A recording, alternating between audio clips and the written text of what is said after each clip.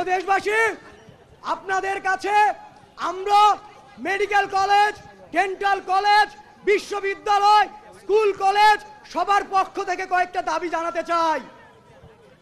আজকের আমাদের প্রথম এবং আজকের দিনের জন্য একমাত্র দাবি যেটা ছিল সেটা হলো আজকের দিনের মধ্যে, আমি আবারও বলছি, আজকের দিনের মধ্যে গতকাল প্রকাশিত মেডিকেল ভর্তি পরীক্ষার ফলাফল বাতিল করতে হবে।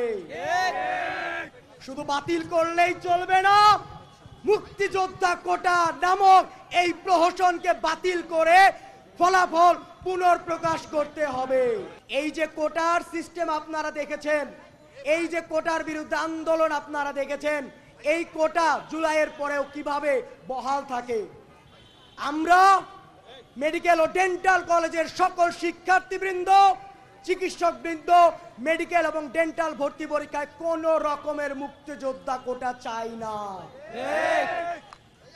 আমাদের এই মেডিকেল ভর্তি পরীক্ষা, ডেন্টাল ভর্তি পরীক্ষায় মুক্তিযোদ্ধা কোটা বাতিল করতে হবে এবং বিভিন্ন স্কুল কলেজ বিশ্ববিদ্যালয়ের সকল শিক্ষার্থীর মতে আমরা জেনেছি তারা কোনো বিশ্ববিদ্যালয়ে ভর্তি পরীক্ষায়ও কোন ধরনের কোটা চান না।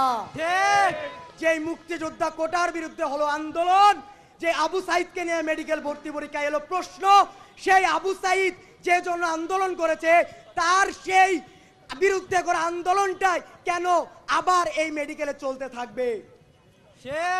আমরা তাই চাই এই মুক্তিযোদ্ধা কোটা যেন আর বহাল না থাকে।